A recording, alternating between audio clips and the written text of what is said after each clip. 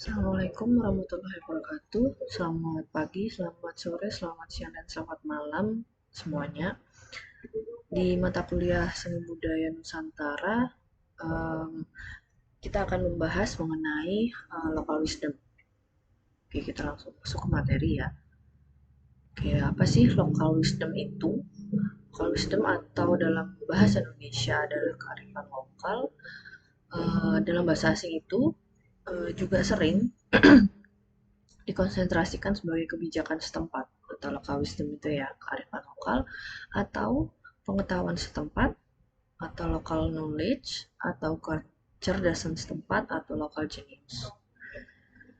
Nah, definisi dari local wisdom ini adalah pandangan hidup dan ilmu pengetahuan serta berbagai strategi kehidupan yang berwujud aktivitas yang dilakukan oleh masyarakat lokal dalam menjawab berbagai masalah dalam pemenuhan kebutuhan mereka. Jadi kalau diartikan bahwa local wisdom ini itu bisa dipahami sebagai gagasan-gagasan setempat lokal yang sifatnya bijaksana, penuh kearifan, bernilai baik, yang tertanam dan diikuti oleh anggota masyarakatnya. Kearifan lokal ini adalah hasil dari proses adaptasi turun-temurun dalam periode waktu yang sangat lama gitu ya, sangat panjang terhadap suatu lingkungan alam tempat tinggal suatu masyarakat gitu. Dan kearifan lokal ini menjadi tata nilai kehidupan yang diwarisi antar generasi. Gitu. Makanya tadi ya turun-temurun itu. Uh, menurut laporan The World Conservation Union di tahun 97, dari sekitar 6.000 kebudayaan di dunia, 4.000 sampai 5.000 diantaranya adalah masyarakat adat, yang berarti masyarakat adat ini merupakan 70 sampai 80% dari semua masyarakat dunia. Dari jumlah ini, sebagian besar berada di Indonesia yang tersebar berbagai kepulauan. Jadi 70 sampai 80% dari 100% masyarakat dunia. Jadi masyarakat adat ini sangat mendominasi gitu ya. Nah, ciri-ciri kearifan lokal yang pertama bertahan dari gempuran budaya asing, kemudian memiliki kemampuan yang mengakomodasi budaya yang berasal dari luar, lalu mampu mengintegrasikan budaya asing ke dalam budaya asli di Indonesia, kemudian mampu mengendalikan budaya asing yang masuk, dan yang terakhir memberikan arah pada perkembangan budaya di masyarakat. Nah, tadi ya salah satu ciri-ciri yaitu mampu mengintegrasikan budaya asing ke dalam budaya asli di Indonesia. Contohnya seperti ini. Jadi contoh kasusnya itu pasti teman-teman sangat familiar ya. Karena ini video ini cukup viral. Jadi video Wonderful Indonesia beberapa bulan yang lalu ini dasarnya berisi tentang berbagai kebudayaan tradisional Indonesia. Tapi kemudian dicampur dengan unsur-unsur modern dan asing gitu ya dari luar seperti musik EDM gitu ya. Nah, hasil video itu terlihat sangat bagus, sangat indah dan disukai banyak orang. Itu apalagi orang asing gitu ya. Oke, bisa dilihat teman-teman langsung aja searching gitu ya di YouTube Wonderful Indonesia yang chapter pertama. Kemudian di chapter kedua sebenarnya sama-sama karya dari Alfie Rev gitu ya, tapi beda-beda versi seperti itu. Oke, kemudian fungsi kearifan lokal bagi masyarakat ada 3. Yang pertama konservasi pelestarian sumber daya alam yang ada, kemudian menjadi butuh kepercayaan dan pantangan, lalu menjadi ciri utama sebuah masyarakat. Contohnya seperti ini ya. Jadi nelayan Aceh ini punya hari-hari yang dilarang gitu ya, pantang untuk melaut gitu, seperti di hari Jumat atau di hari raya Idul Fitri. Bukan karena mitos atau mistis dan lain sebagainya, tapi dilakukan itu supaya ikan punya kesempatan untuk berkembang biak dengan maksimal sehingga kelestarian dari ikan itu tetap terjaga walaupun dipanen gitu ya istilahnya. Kemudian selanjutnya ada jenis-jenis kearifan lokal. Yang pertama, eh, kearifan lokal berwujud nyata atau tangible dan kearifan lokal yang tidak berwujud atau intangible.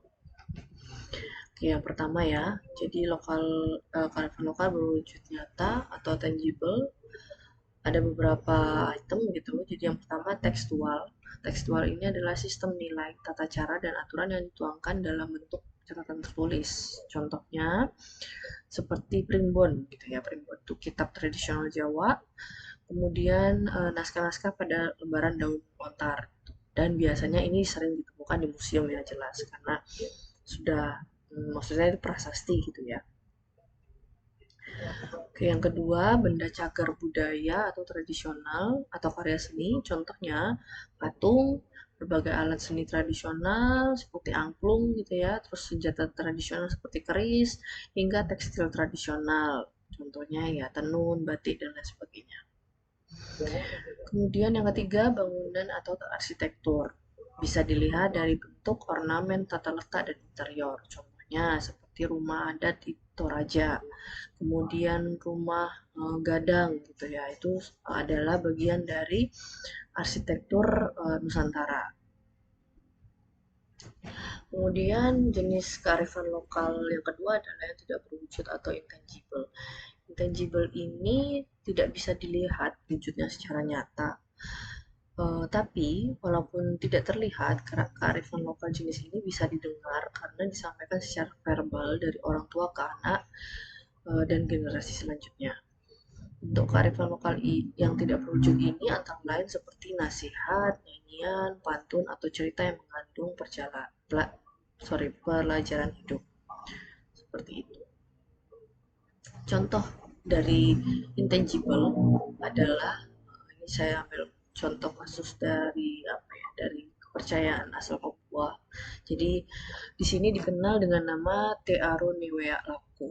Jadi kepercayaan ini adalah merupakan bentuk kearifan lokal yang tidak berwujud atau intangible, di mana masyarakat mempercayai bahwa alam merupakan bagian dari diri mereka. Karena alam adalah bagian dari diri sendiri, maka alam harus dijaga dengan hati-hati, termasuk tidak menebang pohon seenaknya yang dapat membuat hutan gundul dan menyebabkan terjadinya berbagai bencana yang merugikan. Alam tentu dan boleh untuk dimanfaatkan, tetapi tidak boleh dieksploitasi secara berlebihan. Dengan kepercayaan ini, ya jadi kita tidak heran kalau alam di bumi Papua itu masih sangat terjaga. Oke, ini sebenarnya apa arti dari intangible di mata masing-masing orang. Orang ini apa ya perwakilan dari setiap budaya di negara-negara. Bisa ya di searching di YouTube juga, bisa di copy paste atau diklik linknya gitu ya. Bisa dicari sendiri dan disimak.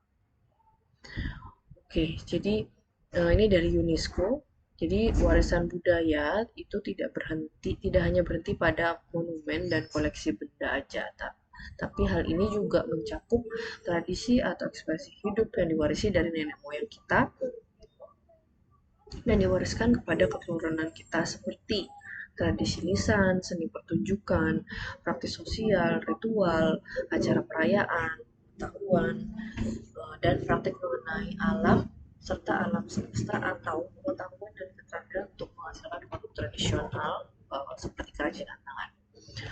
Warisan hidup ini merupakan faktor penting dalam menjaga keragaman budaya dalam menghadapi globalisasi yang semakin berkembang. Pemahaman tentang warisan budaya tak benda dari berbagai komunitas membantu dialog antar budaya dan mendorong rasa saling menghormati terhadap cara hidup satu sama lain.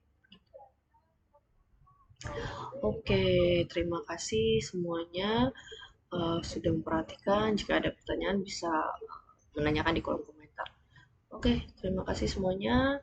Assalamualaikum warahmatullahi wabarakatuh.